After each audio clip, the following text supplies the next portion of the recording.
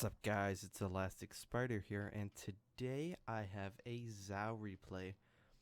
We recently featured one by the Sneaky Snake, which was an absolute amazing game in terms of damage, and it was rather exciting overall.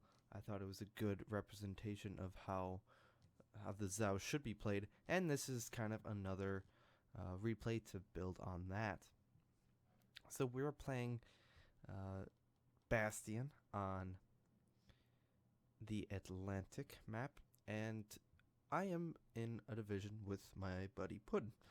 Just a little side note before we get too in depth into the replay. This is prior to 0.6.0, so this is recorded maybe a day or two before the patch actually went live, so it is still fairly recent, and really, at least for me, the Zao build has not changed all that much. In fact, it's probably even gotten a little bit stronger.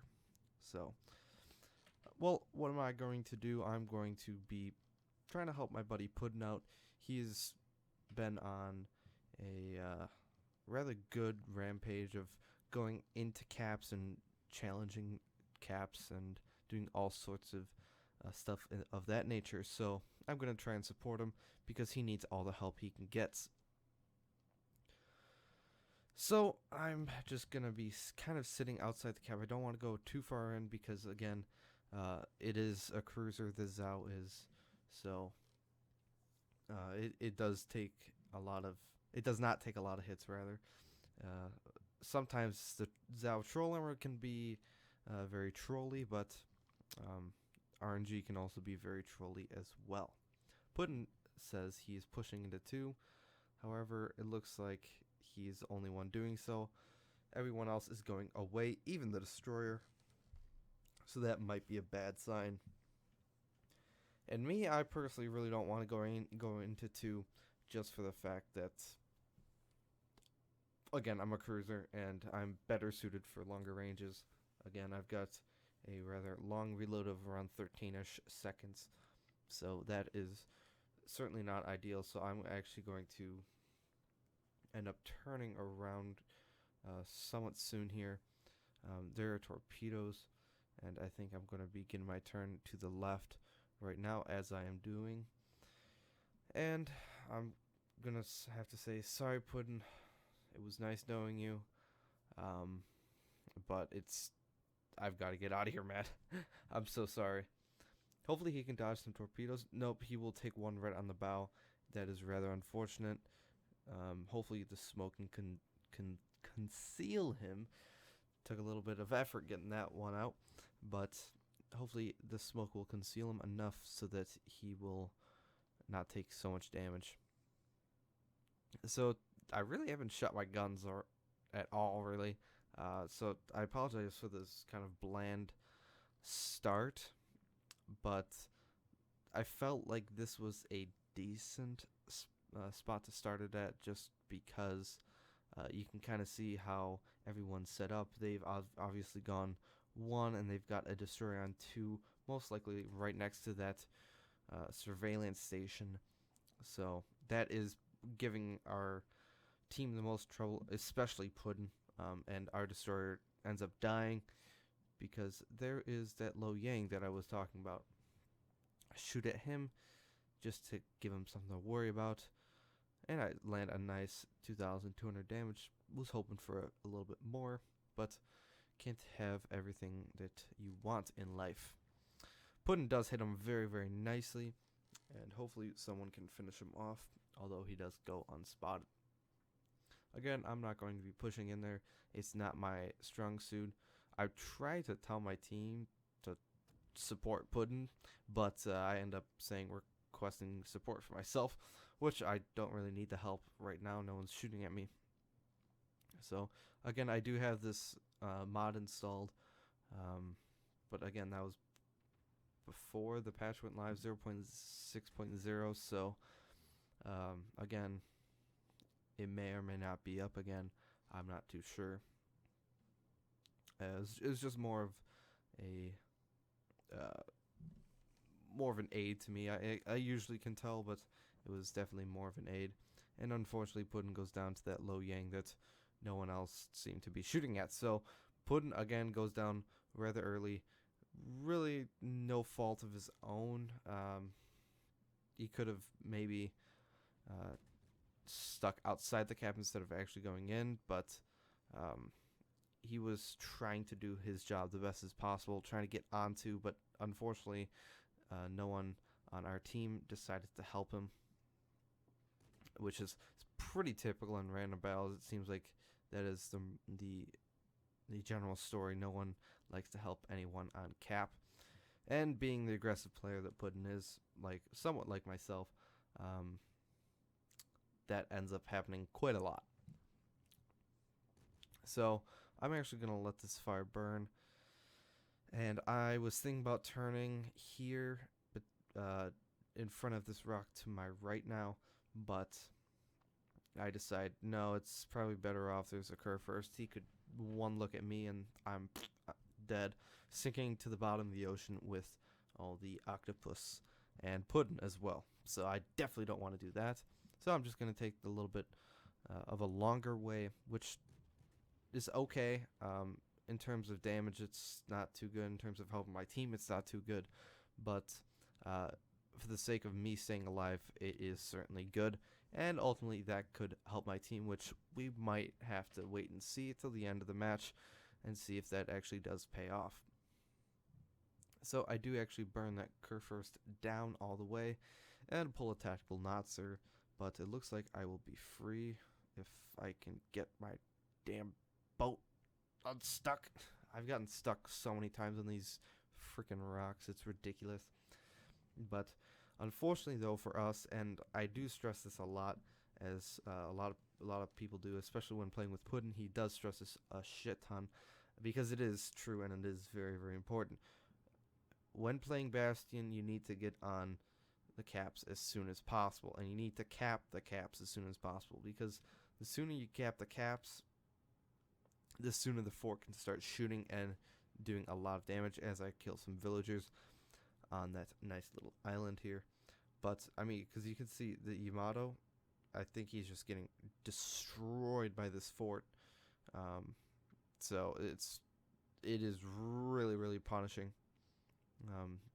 considering it does around 3,000 per salvo, and it shoots out crazy amounts, like 14 or 15 kilometers. So it is pretty OP. I've seen games where the forts have actually killed 3, 4, even 5 people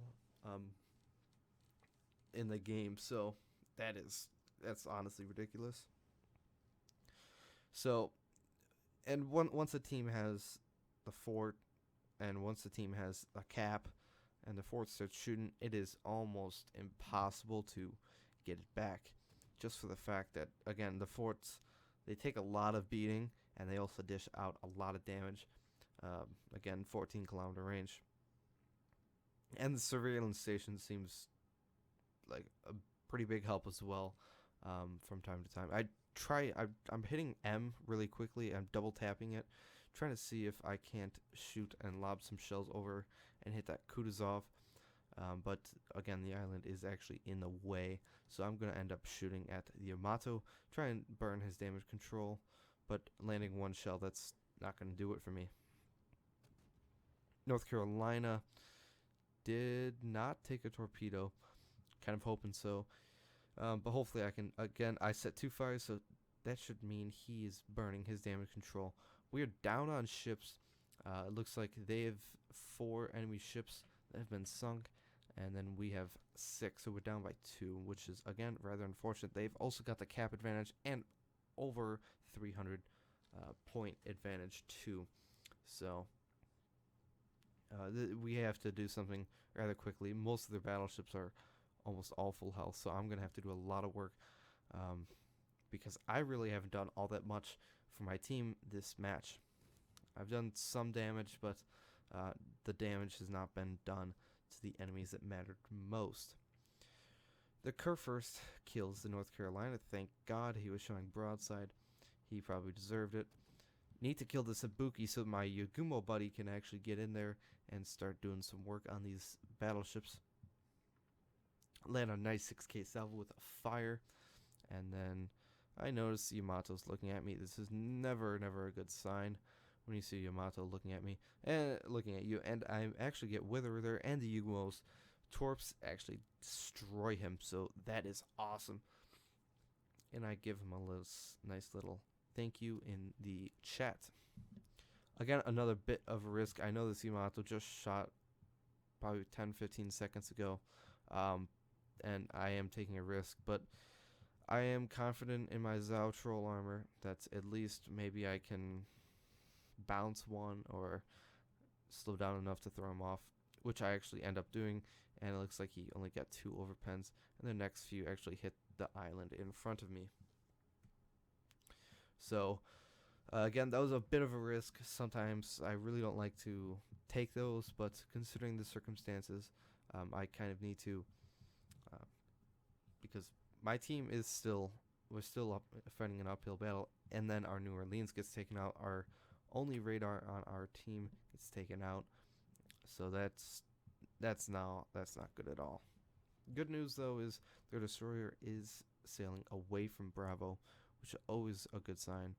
I'm gonna try and help this Yugumo fight this Yamato. He is obviously losing a fighting battle already, but any little help that our Yugumo buddy can get is, I'm sure, is much appreciated. Nice solid 5,000 damage salvo. He's turning, so hopefully the Yugumo took that into account. I don't know if he did, but we'll just have to wait and see. Pop my spotter plane and start pelting this Yamato again. I'm actually going to try and turn away very subtly while still maneuvering in and out. I don't want to be sitting next to this Yamato, broadside next to this Yamato, but I also don't want to be sitting broadside against this Hindenburg. So this Hindenburg's actually looking right at me, and I'm loading AP and shooting right at his citadel. Chances of me actually hitting a citadel are another thing, but we'll just have to wait and see. As you can see there, no citadels, pretty minimal damage. Besides the Wither, I also got First Blood, and I somewhat recently got Confederate. I missed it, but I actually do set a fire on the Yamato, which is good because I believe the... there you go, there's the fort. I believe that Yugumo did hit a torpedo on the Yamato, so that fire is going to stick. Or at least he's not going to be repairing it. Get a fire from the Hindenburg. He's doing the right thing, pelting me with HE. No point in using AP at this angle. Again, trying to kill this Yamato as fast as possible so our curvers can have somewhat more freedom. I pop my heal to try and minimize the damage and start pelting this Hindenburg because he's going to become a very big problem. One fire on him, and the New Orleans is shooting at me. So after this salvo, I believe I'm going to switch to AP, which I do right there, and probably target this New Orleans because he is also pelting me, and he's actually on lower health. Another 6.7k salvo, which is awesome. Can finally do some work. Let's see if I can't hit this New Orleans. Select him as the target. Shells going in, and kaboom! There goes the dynamite. 2 citadels, another ship killed. 185,000. Been racking it up quite quick here. So at this point in the game, they have less than 200 points before they win, and I am in kind of a bad position because it's either kill the Hindenburg and be somewhat out of position because I'm not helping my team, or get on cap and help my team, but probably end up dying to the most OP ship in the game, the fort. But overall, I think I made the right decision here. I actually will not go for the cap. I'm turning away right now. I'm just trying to stay angled, for this Tirpitz. And yeah, the fort is just pelting me. Almost every single shell is hitting. And then I see that there was a destroyer that popped his smoke. So I launched my torpedoes. That's why the Zao has amazing torpedoes. and hopefully I will pop my heal, which I do right there. Fortunately for me, I believe it's the Lo Yang left actually did send all his torpedoes. The Turpet shoots AP at me. Fortunately for me, all of his shells bounce, and I'm going to repair this fire as soon as the Hindenburg shells are falling on top of me. I do this because in case he does get a fire, it will be put out instantly. And I actually kill the Lo Yang. He turned back into my torpedoes, and I nail him. If I can't get a double strike, no. But I do manage to get high caliber. Looks like the double strike is a bit unfortunate. But Hindenburg pops his heal. Hopefully they won't save him for too much longer. Get a fire. That one's going to stick, I believe. Again, they are leading about 100 points. And I'm on very low HP, so I do have to be careful of this Tirpitz that is coming around. Our other battleship is now on to trying to cap, and our destroyer is staying outside of the cap. He does not want to die. One thing he could have done is actually get right underneath the fort and cap it that way, because the fort can't actually shoot down that low. Our Kurt first kills the Hindenburg, but our their Tirpitz kills our North Carolina. So again, now it's a 1v3. This guy could have gotten Solo Warrior, but I decided to ruin the party. 2 fires on the first salvo. That is awesome. So he's going to be burning for a while. I have to keep in mind of this fort, but I also have to keep in mind that there's a Tirpitz shooting at me. I do another 1,000 damage with 6 non-penetrating shells. I actually have to turn away, and I have to keep this guy in my line of sight. Otherwise, he will go behind the island. With only 1 minute and 20 seconds left and counting down, I do not have a lot of time left. I need to kill this guy as fast as possible. 1 fire. He shoots his first 2 guns. I have to stay angled. I cannot take a Citadel. Citadel means I am dead, or very, very close to just landing 1 more shell. With that Citadel will mean death for me. I do get another fire right on the stern of his ship, and with 70 points remaining for the enemy team until they kill. Someone says get on 1. I say no, I cannot. The fort will absolutely obliterate me. I have to kill this guy. There's no time. 40 seconds left. I can't cap. Will I do it? He's got 2 fires. Will they hold out? My shells miss. Uh-oh. I screwed up. But it looks like I will actually kill him with 23 seconds left, and I managed to get Kraken and Arsonist at the end. So, looking at the screenshots, I've got a nice 247,000 damage, almost 500,000 credits, and 5.6k base XP. I ended with Confederate, Witherer, First Blood, Arsonist, Kraken, and High Caliber. Oof, what a game. And again, Puddin unfortunately went out rather early, but he still ended up doing better than 3 other people, which is just beyond me. He must have tanked a lot of damage, but I topped the team, 5 kills. Again, as I said earlier, 2,500 base XP, and that is a very, very solid carry, if I do say so myself. More than doubling the enemy team's highest player, as I should have. Looking at the damage, 108,000, very close to almost getting a double Witherer. Again, you can see kind of my damage, 135,000 from my main battery and 108 from the from the fires rather, and then finally the credits. I hope you guys enjoyed this replay. I know it was a bit boring in the beginning, but if you do like this video, please consider subscribing and liking the video if you think we've earned that. But anyways, guys, I hope you guys have a great day, and I'll see you all later.